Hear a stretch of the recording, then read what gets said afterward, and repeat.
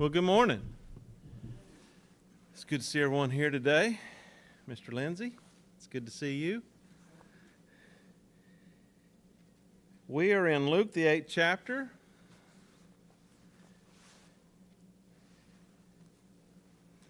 Luke, the 8th chapter, is where we was at last week, and we'd gotten down to the parable of the lamp, and we talked about,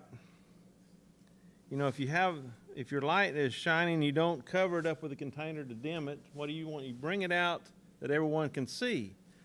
And I had a question last week, and I wanted to ask this to everyone before we moved on from that. It's basically talking here, if you read this, it's talking about we personally, how we view our light. Do we let it shine? Do we keep it hidden? A question I've got for you is, can we dim someone else's light?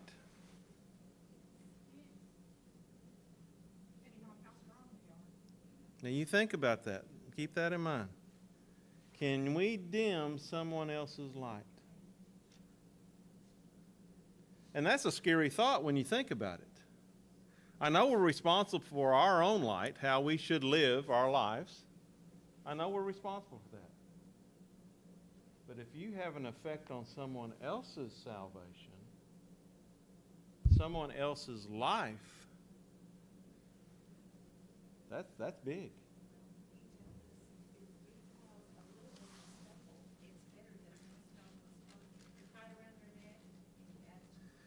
Can someone give me an example on how we might dim someone's light?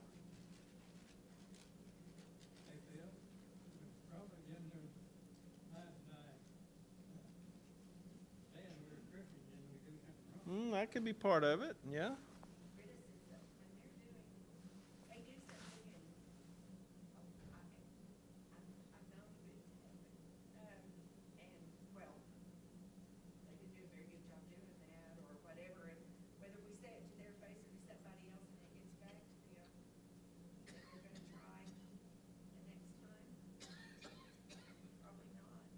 Have you ever seen somebody that gets their feelings hurt and they just throw their hands up and said, "Fool you on that"?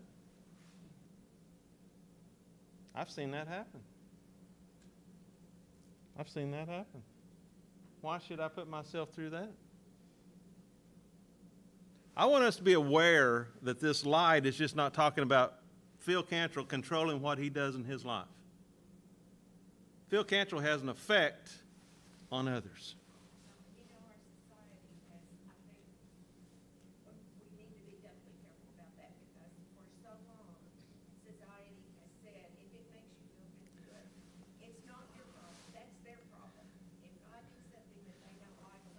That's it. But if someone is serving the Lord and they just do something that I may be not comfortable with, it's not wrong, but I'm not comfortable with what they say. Do you see what I'm saying? We can have such an effect on someone. Now, I say that, now let's look on the flip side. Can I change the brightness of somebody? Can I encourage them to make them brighter light in their lives? Yes. That's our responsibility to help in that aspect. But I just wanted us to bring out, we have an effect on people, whether they're serving the Lord or not. Good or bad, we have an effect on them. It's our responsibility to make sure that effect is good. Okay? That we're helping them let their light shine. Well, like I can't remember, was it Peter that said, I don't know, but anyway, after the new law had come into effect, under the old law, there were certain meats that they couldn't eat. Well, he said, if that's going to cause somebody to, although they realized that it was okay now because we weren't under the old law, but he said, if eating that meat is going to cause somebody to stumble, I'm not going to eat it. That's right. So not because I don't care, it's because I don't want them to stumble. Okay? Even though it's not wrong, it's just I may cause them to stumble. So we need to be careful when we're dealing with others. Let's think about somebody else besides ourselves. And I know that's a problem today. Because what is our world focused on? Me. Me, myself, and I. That's what we're focused on. And I'm not talking about just that. I'm talking about the world as a whole. That's what it's focused on. But that's what we hear so It is. much that I think It is. we really need to work at, or I do anyway, work at remembering that, yes, I have a responsibility. It's not all about me. Yeah. I've got a responsibility to my brothers and sisters in Christ. Let me ask you this. We've heard this all of our lives. Can you get to heaven by yourself? No. If we could, we wouldn't have any use for Christ. That's true. But what about our fellow brothers and sisters? Do you need them? Yes. I know we need Jesus. I know He's our salvation. He's everything. We know that. But what about everybody else? Do we need them? Yes. Yes. Well, why think would so. he have set up the institution of his body and his church? If that's the we didn't- case, If we didn't need each other? if that's the case, if we didn't need everybody, we could set up the house and serve the Lord. But we also all need to be on the same page. Exactly. And without us all being on the same page, it doesn't work either. And that's that way with people as a whole. You know, we all face that in our line of work or whatever. It's sometimes it's hard to get everybody on the same wavelength here. We're moving in this direction. Sometimes we need to think too, we have different people, when they come to Christ, they know more about the Bible, some know less about the Bible. That's true. So are we judging people when they come in, or what we think they ought to know, you know? And that's how you inspire somebody, Well- you be the example, you know, don't put them down, but, you know, teach them, and they'll come along, you know? Well, I think we sometimes are pretty harsh on sometimes new Christians. What do? Just throw them. Right, They want to learn, they'll be here. right. They want to know more, they'll be here. We expect them to be full grown. We expect them to be like us and just, come on. But what, you gotta remember, last week they were what? Lost in their sins. This week they're trying to get straightened out. Is that something that happens overnight? We think it ought to. Unfortunately. We think it ought to. But it don't. It takes time. It takes time. Well, if you stop and look at yourself, if I stop and look at myself and think how long I've been a Christian, and I still do some And I of the still dumb mess things up. I do, Yeah, why would you expect someone that's only been a Christian for a month exactly. to, Exactly. We need to have some patience, because I know I mess up. Ask Donna, she'll tell you. I mess up all the time. That's that way. But so many times, we judge harshly those folks that, well, man, it didn't do them no good. Become a That's child of bright- God. That's brightening, that's what you're saying about brightening their life a little bit. But like I said, we have to be careful and not to dim. That's it. I hope I brought this out correctly. I want us to know in our own lives that we have an effect on others. We can either help them brighten or we can bring them down. Okay, I want you to think about that. Where are you at in that? Are you helping your other brothers and sisters? Are you helping them brighten their life? Help them serve the Lord. Or are you going the other direction? I just wanted you to think about that. That was a question I had last week. Verse 19 is where we'll start at this morning. 19 of the book of 8th chapter of Luke. And his mother and brothers came to him, and they were unable to get to him because of the crowd. Okay, whose mother and brother is this? Jesus. Jesus. So what does that tell you about Jesus? Nobody was He wasn't an only child, was he? hanging around, you know. As far as on this earth. He had siblings on this earth. So his mother came to, and his brothers came to see Jesus. They couldn't get to him because of the crowd. So many people. Verse 20. And it was reported to him, your mother and your brothers are standing outside wishing to see you. And he answered and said to them, my mother and my brothers are these who hear the word of God and do it. What did Jesus just say? He's saying all Christians are brothers and sisters. Is Jesus saying that the ones that obey the word and follow after him are his family? Is that what he's saying? Yes. So what does that make us? Children of God. We're his family. Okay? Not that he was, saying anything derogatory about his mother or his brothers. He didn't. That's not what he was meaning here.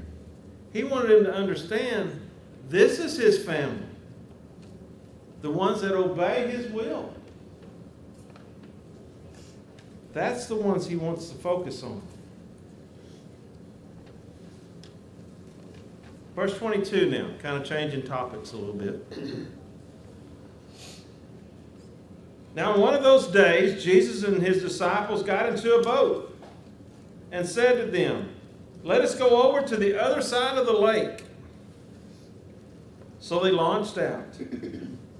But as they were sailing along, he fell asleep, and a fierce gale of wind descending on the lake.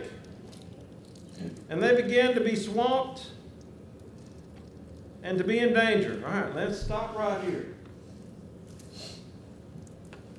Jesus and the disciples got into a boat, going to go across the lake. I don't know how big a hole of water this was, but evidently it's significant. And he says, Jesus, I can imagine Jesus just being exhausted at times. Can you imagine? I visualize that, man, all these people just on him, and he just, sometimes physically, he was drained. So he fell asleep. Now, his disciples, what were some of them? What were their profession before they became a disciple? Fishermen. They'd been out in a boat before, hadn't they? They knew how to sail. They knew what to do with a boat and how to get it from one side to the other. They knew that.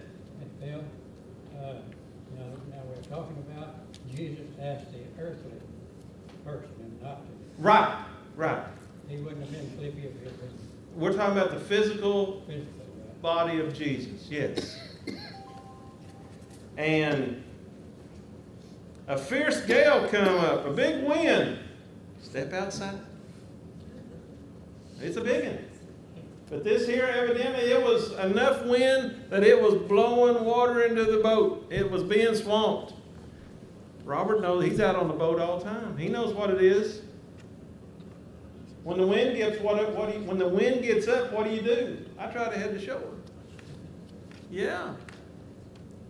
But a fierce wind, a big wind came up upon the lake, and they were being swamped and were in danger. And I can see that. I can see that. And they came to Jesus and woke him up, saying, Master, Master, we are perishing. And he got up and rebuked the wind and the surging waves, and they stopped. And it became calm. Can you just imagine that? I mean, the storm was taking place. These experienced fishermen were scared. They thought they were going to die. They thought they were going to drown. Because, Master, Master, we're dying here. We're perishing. This is going to get us. He got up and he rebuked the winds and the surging waves, and it stopped. Everything was calm. Can you imagine that? Now in verse 25. And he said to them, where is your faith? They were fearful and amazed, saying to one another, Who then is this that he commands even the winds and the water, and they obey him? Now think on that for just a minute. These disciples have seen Jesus do a lot of different things. They've seen him perform miracles. They've seen him heal, cast out demons. They've seen him raise. They've seen him do all kinds of things. And they said they were fearful and amazed, saying, "Who is this then? Even the winds and the waves listen to him." And I think right here is the key question that we need to think about. What did Jesus ask them? Where is your faith?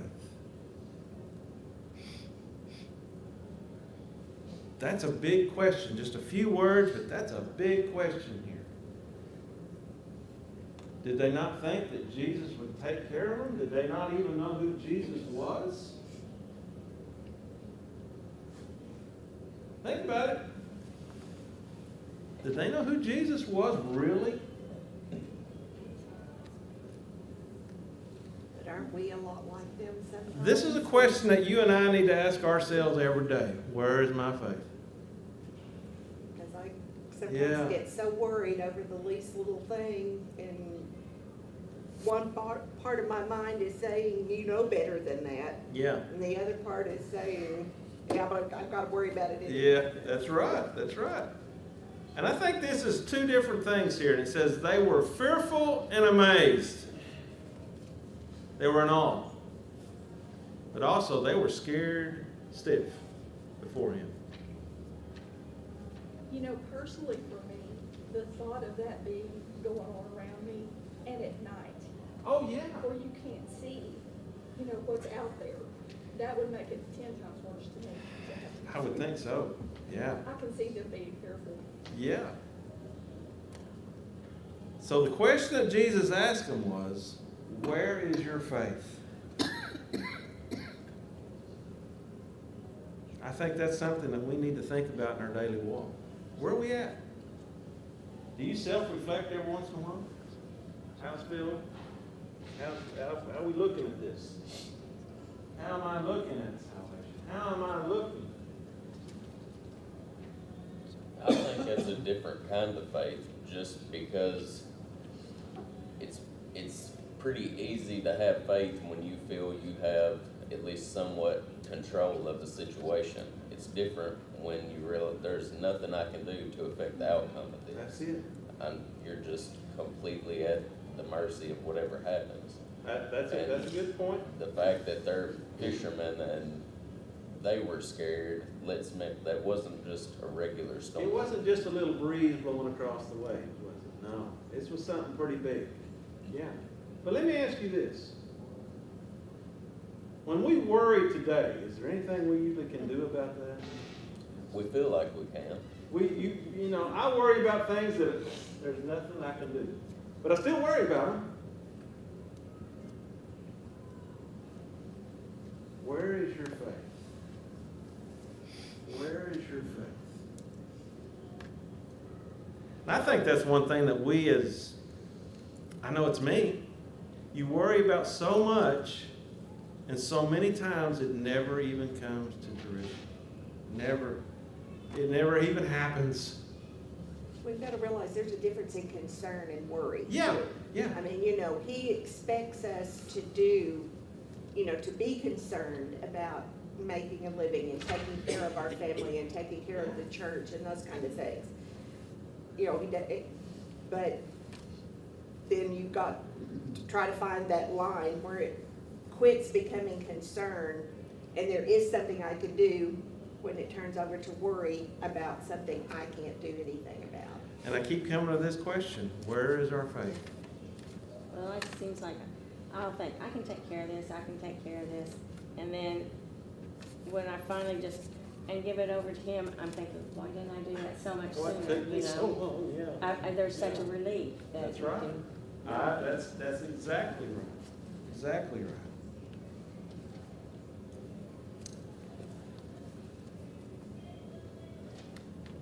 Verse 26 now. We're just almost out of time, but we'll start on this. Then they sailed to the country. How's that pronounced, Colin? Sure. Yeah. Huh? Gerasenes? Gerasenes, I believe that's how I thought, which is opposite of Galilee. I'm not exactly sure where that's located. And when he came out into the land, he was met by a man from the city who was possessed with demons and who had not put on any clothes for a long time and was not living in a house but in the tombs. I know it's hard for us to picture this, but when it says it had demons in him, what are we talking about here? He was possessed, not just one, it was plural. Demons. And then it had such an effect on him, he hadn't worn clothes in a long time, and he didn't even live in a house, he lived in a tomb. What would we call that kind of person today? Crazy old man. Yes, that's exactly right. As blunt as you can get, but that's exactly right. But that's what we'd say. That's what we'd say. Yeah.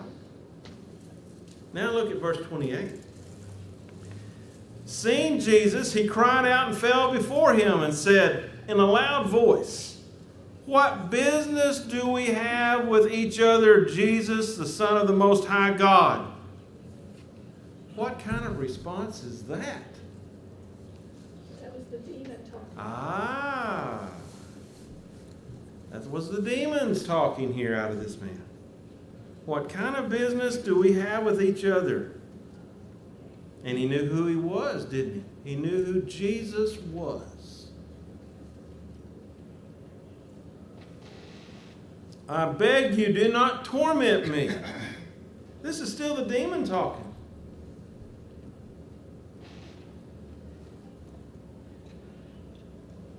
For he had commanded the unclean spirit to come out of the man. For it seized him many times.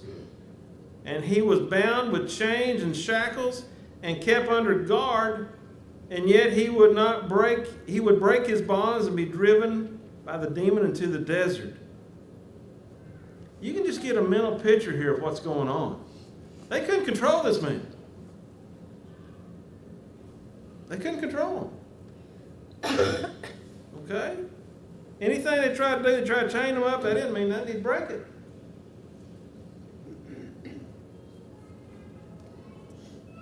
And he was driven by the demons to the desert. And Jesus asked him, "What is your name?" And he said, "Legion," for many demons had entered him. They were imploring him not to command them to go away into the abyss.